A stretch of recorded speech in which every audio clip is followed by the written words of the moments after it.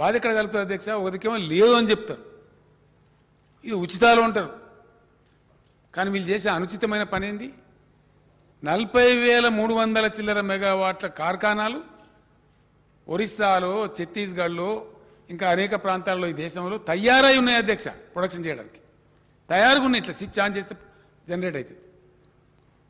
వీళ్ళు పెట్టిన వివాదాల వల్ల, వీళ్ళు పెట్టిన బ్యాడ్ పవర్ పాలసీ వల్ల వాటిని స్ట్రెస్డ్ అసెట్స్, దాని ఉన్నది తమరు చూడండి, స్ట్రెస్డ్ అసెట్స్ అని ఆ 40,000 చిన్న చిన్న పాలసీ వీళ్ళు డిసైడ్ చేయకుండా అవసరమైతే దాని గురించి మార్చాలి పాలసీ. బాయికాడ మీటర్ పెట్టు, దీనికి పాలసీ అవసరం లేదు అని. బాధ ఏంటంటే అధ్యక్ష, మీరు పెడతావా పెట్టవా, పెడితేనే 5% ఇస్తాం. ఎంత నష్టపోతుంది అధ్యక్ష తెలంగాణ ప్రభుత్వం? ఇవాళ 0.5% మనకు 5,000 కోట్లు, 5 ఏళ్లలో 25,000 కోట్లు నష్టపోవాలి. 25,000 కోట్లు నీకు అవసరమా? చాక్లెట్ ఉన్నది తీసుకుంటావా, లేకపోతే నీకు ఇయ్యా? నేనన్నా నువ్వే ఉంచుకొని ఆయన చాక్లెట్, మేము కరెంట్ రైతులకు ఫ్రీ ఇస్తామని నేను చెప్పి 25,000 కోట్ల ఆర్థిక లోటు ఈ కేంద్ర ప్రభుత్వ అవివేక విధానం వల్ల, అనుచితమైనటువంటి విధానం వల్ల, పెట్టకూడనటువంటి పద్ధతిలో పెట్టినటువంటి ఆంక్ష వల్ల అది తెలంగాణ ప్రభుత్వం, తెలంగాణ ప్రజలు కోల్పోతా ఉన్నారు అధ్యక్ష. అయినా దాన్ని కూడా భరించుకుంటూ మేము పెట్టము అని చెప్పినాం. సచ్చినా సరే పెట్టమని చెప్పినాం. పెట్టకపోతే ఇప్పుడు కథమే చేస్తాం ఇక అని ఇప్పుడు కత్తి పంపించారు అధ్యక్ష. అదే notification. No connection, no new connection shall be sanctioned in the entire India. This is order by the honourable government of India with a smart prepaid meter. ఆ మీటర్ కూడా కాదు అధ్యక్ష, అది చైనాకెళ్ళి వస్తుంది మళ్ళీ.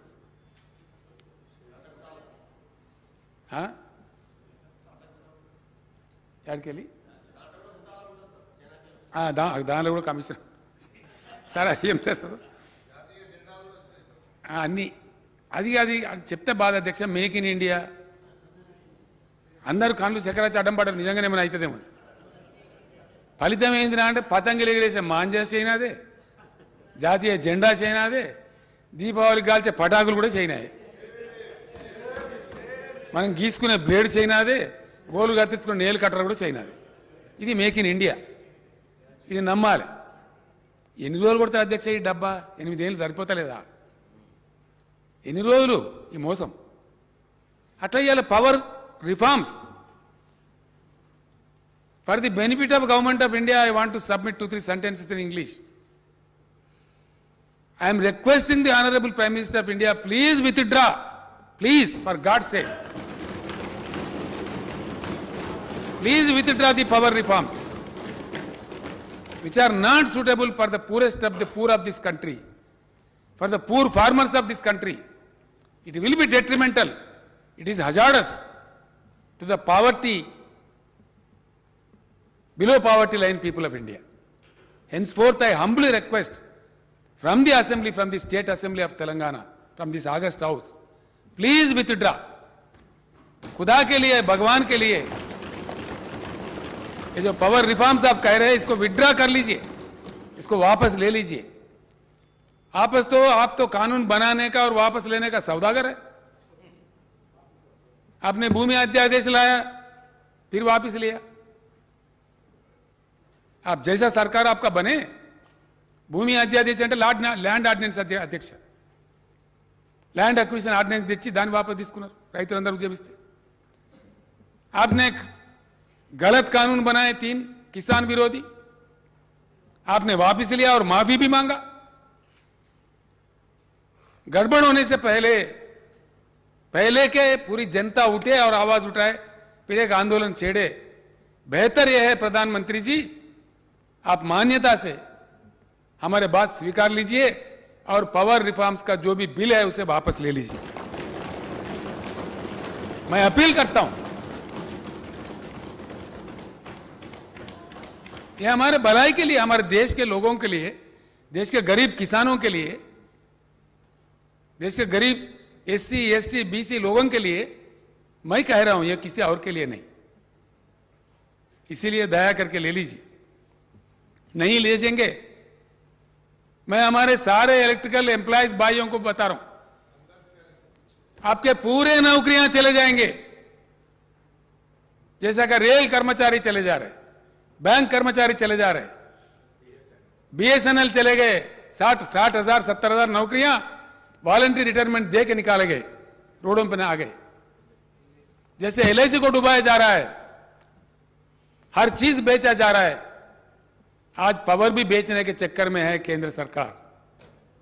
पूरे 20 लाख लोगों का नौकरियां चले जाएंगी पूरे। लिहाजा आप शेरों की तरह गरजना चाहिए। इसका पूरे देश भर में पूरे जितने भी बिजली घरों के कर्मचारी है, शेरों की तरह निकलना चाहिए और अपनी ताकत इस केंद्र सरकार को बताना चाहिए। हां बिल्कुल, हमारे पास कोई चारा ही नहीं। अब क्या करें? मरता क्या नहीं करता, నిన్ను సంపేస్తా, నువ్వు మీటర్ పెట్టే తీరాలే, మరి ఏం చేయాలా? ఇది ఆశ్చర్యకరమైనది అధ్యక్ష, చాలా విచిత్రమైన విషయం. ఏం చేసినా సరే తెలంగాణలో కరెంటు బంద్ చేపియాలి. అరే ఏ క్యా బాత్ హో గయా భయ్? తెలంగాణ ప్రజలారా తస్మాత్ జాగ్రత్త. దయచేసి నేను బాధతో చెప్తున్న మాట, నేను చిల్లర రాజకీయాల కోసం మాట్లాడతలేను.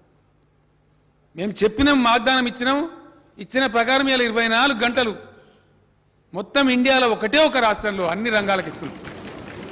ఇది ఫ్యాక్ట్, ప్రజల కళ్ళ ముందున్న సత్యం. దీన్ని ఎట్లన్నా చేసి బంద్ పెట్టాలి, ఏదన్నా చేయాలి. మాకు శాత కాదు, మేము ఇత్తలేము. కరెక్టే, మీకు శాత కాదు, మేమేం చేయాలి? మిమ్మల్ని ఒక రూపాయి అడిగినామా? మేము సబ్సిడైజ్ చేయమన్నామా? కేంద్ర ప్రభుత్వ గ్రాంట్ ఇవ్వమన్నామా? మా డబ్బులు, మా ప్రభుత్వం, మా బడ్జెట్లో నుంచి మేము మా రైతాంగానికి ఇచ్చుకుంటున్నాం. ఎందుకు అధ్యక్ష? తమరు ఎట్లయితే బాన్సువాడ నియోజకవర్గంలో కృషి చేసినారో అట్లా మేము అందరం కూడా ఇలా కూర్చున్న ప్రతి ఒక్కరం కూడా సచ్చినం తిరగలేక మనం ఆ బోలు ఎండిపోతుంటే, ఆ కరెంట్ మూటలు గాలిపోతుంటే మన రైతులు చెట్టుకోడు గుట్టకోడైంది. ఆ రోజు 30 ఎకరాలు 20 ఎకరాల పొలమున్న రైతు కూడా నల్లగొండ, మహబూబ్నగర్, రంగారెడ్డి జిల్లా వచ్చి హైదరాబాద్లో ఆటోలు నడిపించారు. ఇప్పుడున్న సంగారెడ్డి జిల్లా నారాయణఖేడ్కి వచ్చి ఆటోలు నడిపించారు. జగద్గిరిగుట్టకి ఎన్ని బస్సులు అధ్యక్ష? జనగామ, జగద్గిరిగుట్ట, బాన్సువాడ, జగద్గిరిగుట్ట, నారాయణఖేడ్, జగద్గిరిగుట్ట. జగద్గిరిగుట్ట నిండా వలస వచ్చిన కార్మికులు, వలస వచ్చిన ప్రజలు, రైతులు. 20 ఎకరాల భూమున్న రైతు కూడా దిక్కులేక వచ్చి ఆటో నడుపుకొని కూలి పని చేసి బిల్డింగ్ల పనిచేసే పరిస్థితి. అదంతా మళ్ళీ చెదిరిపోయిన తెలంగాణ రైతాంగం మళ్ళీ గ్రామాలకు చేరాలి. ఒక రూపాయి ఎక్కువైనా మంచిదే. కడుపు నిండిన వాళ్ళకి నీళ్లు రావాలి. మిషన్ కాకతీయ చేసుకొని కొద్దిగా చెరువులు దురస్తు చేసి జర భూగర్భ జలాలు పెంచి ఇన్ని వాగుల మీద వంకుల మీద 4 చెక్ డ్యాములు కట్టుకొని ఎంత వీలైతే అంత తొందరగా కొన్ని ప్రాజెక్టుల నీళ్లు తెచ్చి దీన్ని కొద్దిగా చదువుకుందాంరా బాబు అంటే కళ్ళలో నిప్పులు పోస్తున్నట్టు ఇదేం దుర్మార్గం అధ్యక్ష? లేక నిన్నయాల జర ముఖం తెల్లబడుతుంది రైతులది. ఇప్పుడిప్పుడే వాళ్ళ బాకీలు జరుపుకుంటారు. అనేక కార్యక్రమాల పేరు వాళ్ళకి ఇంత సాయం చేస్తే మీరిచ్చే స్టిమ్యులస్ కాదు. నేను చెప్తున్నా అధ్యక్ష, చెప్పాలని చెప్తున్నా. మీరు ఇచ్చిన ఎన్పిఎలేమో మీరు కమిషన్లు తీసుకొని లక్షల కోట్ల కుంభకోణం ఉన్నది. దాని వెనుక మేము రైతులకు ఇచ్చేది ఏదైతే ఉందో ఇది నిజమైన ఉద్దీపన. 66 లక్షల మందికి మేము ఇచ్చే రైతు బంధు ఇది నిజమైన ఉద్దీపన. దాని ఫలితం కనపడతా ఉంది. ఇలా మేము ఇచ్చే ఉద్దీపన ఏదైతే ఉందో, మేము ఇచ్చే రైతు బంధు కానీ ఉచిత కరెంటు కానీ దాని ఫలితం స్పష్టంగా కళ్ళకు కనబడ్డట్టుగా నేను గర్వంగా చెప్తా ఉన్నా అధ్యక్ష. చరిత్రలో మొట్టమొదటిసారి మా వ్యవసాయ శాఖ మంత్రి నిరంజన్ రెడ్డి గారి ఆధ్వర్యంలో వ్యవసాయ శాఖ అధికారుల కృషితో, విద్యుత్ శక్తి అధికారుల కృషితోని మొట్టమొదటిసారిగా ఈ సీజన్లో ఇప్పుడు తెలంగాణ 65 లక్షల ఎకరాలలో వరి నాట్లు పడ్డాయి అధ్యక్ష. నేను గర్వంగా ప్రకటిస్తా ఉన్నా. 65 lakhs ఈ వర్షాకాలం సీజన్లో ఇప్పుడు నాట్లు పడ్డాయి. నేను తీసుకున్న లేటెస్ట్ లెక్క ఉమ్మడి రాష్ట్రంలో కూడా లేదు అధ్యక్ష. 2 సీజన్లు కలిపి ఉంటుండే, ఒక సీజన్లో ఇంత వరి నాటేసినటువంటి పరిస్థితి. This is the real stimulus, this is the real incentive. ఇలా తెలంగాణలో 1,30,00,000 దాటిపోతా ఉంది సాగు వర్షాకాలం టైంలో. ఇది మేము చేసిన మా ఇంబడి ఎందుకు పడతారు నాకు అర్థం కాదు. మిమ్మల్ని రూపాయి అడగలే, సబ్సిడీ అడగలే, అదనపు సప్లై అడగలే. మాకు మేము చేసుకున్నాం. 7,000 ఉండే అధ్యక్ష మా తెలంగాణ ఏర్పడినాడు. ఆ 7,000 మెగావాట్లను తీసుకుపోయి ఇలా 17,000 మెగావాట్లు చేసుకున్నాం. షార్ట్ పీరియడ్లో ఇంకా కంప్లీట్ కాబోతా ఉంది. ఆనాడు మన్మోహన్ సింగ్ గారి నాయకత్వంలో యూపీఏ ప్రభుత్వం బిల్లు పాస్ చేస్తే ఎన్టీపీసీ పెట్టి 4000 మెగావాట్లు అంటే 4 మెగావాట్లు ఇయ్యాలే అధ్యక్ష. ఇదే కేంద్ర ప్రభుత్వం 4 మెగావాట్లు కూడా ఇయ్యలే. ఫ్యాక్ట్ కాదా? 8 ఏళ్ళు చాలదా విశ్వగురువు గారికి? చాలదానండి 8 ఏళ్ళు?